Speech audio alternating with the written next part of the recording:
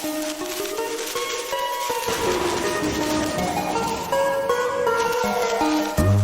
everyone, Dash Attack here. So I have a little bit of time before my stream for Hogwarts Legacy because I don't know, Steam players got screwed over. And so while I'm waiting, I decided I'd do a reaction video to this. It's been a while. This has been out for a week, but I'd decide I'd have my you guys get my reaction to it. Why not? I haven't done a video on DC in a while.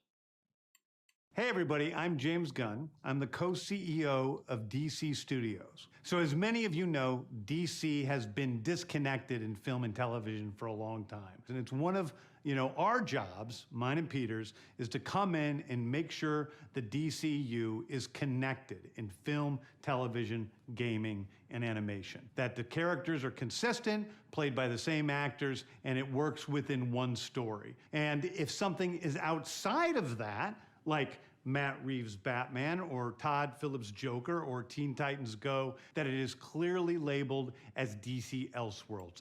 So see, he's talking about organizing the, fixing the disconnection problem with the DC movies. I like that. Outside of the mainstream DCU continuity. Now, Peter and I have gotten pretty lucky in terms of the 4 projects that are coming out over the next year. First, we have Shazam! Fury of the Gods. Shazam has always been off kind of in his own part of the DCU, so he connects very well. That moves directly into The Flash, a fantastic movie that I really love that resets the entire DC universe. Then to move into Blue Beetle, a fantastic film about a kid who's a marvelous part of the DCU, and then into I'm so pumped for Blue Beetle.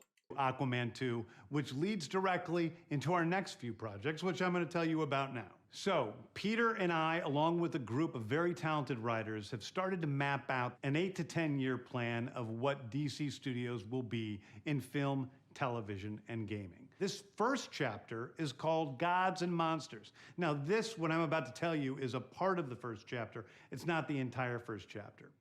The first project is Creature Commandos.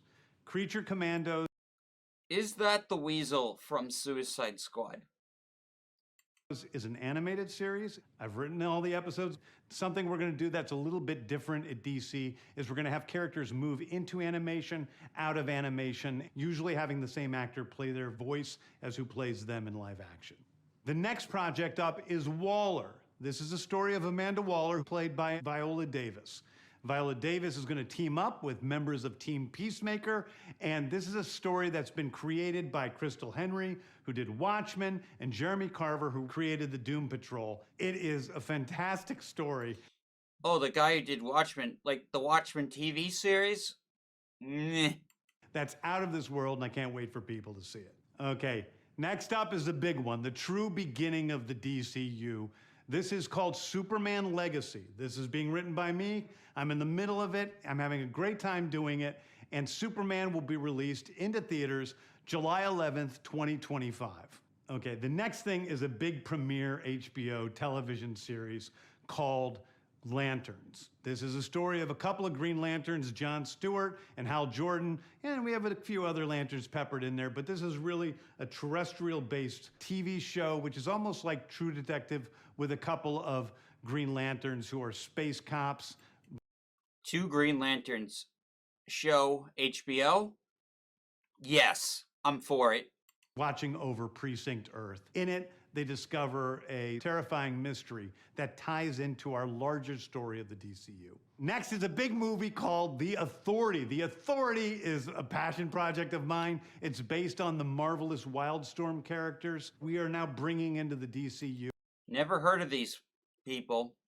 I'm wondering if this is like a Hawk Girl or part of the Hulk race. And oh God, I hope she looks like that in the movie. And will interact with all of our primary DCU characters. The Authority are a group of superheroes who think the world is broken and they want to fix it by any means necessary. I think it's a very different look at superheroes. We're doing a television series called Paradise Lost. Paradise Lost is the story of Paradise Island, usually known as Themyscira, which is the birthplace of Wonder Woman. It's almost like Game of Thrones with Westeros, but with all of the inhabitants of Paradise Island. The introduction Cool. Some sword and sorcery. of the DCU's Batman is The Brave and the Bold. The Brave and the Bold is the story of Batman and his actual son, Damian Wayne. This is based on Grant Morrison's great comic book run. Damian Wayne is my favorite Robin. He's a little assassin who Batman tries to get in line, and so this is the story of the two of them and the beginning of sort of the Bat family in the DCU. Next up is a TV series called Booster Gold. Oh yeah, this is the one I was looking for, and this is the one I heard. I love Booster Gold. I saw him in an old Justice League Unlimited episode way back when I was a kid.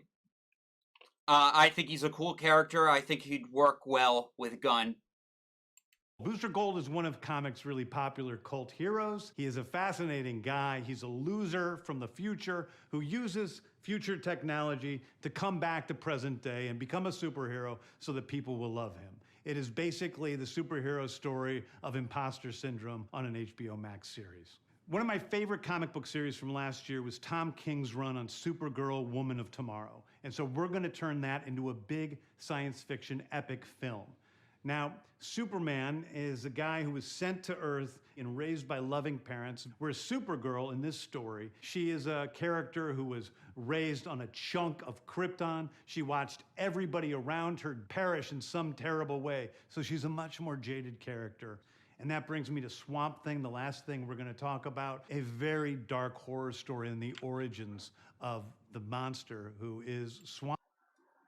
That's very cool. Nice. I haven't seen the original Swamp Thing movie or the canceled TV series, so I hope they do this one right. Thing. And although it's totally outside of the rest of the DCU, it will still feed into the rest of the stories.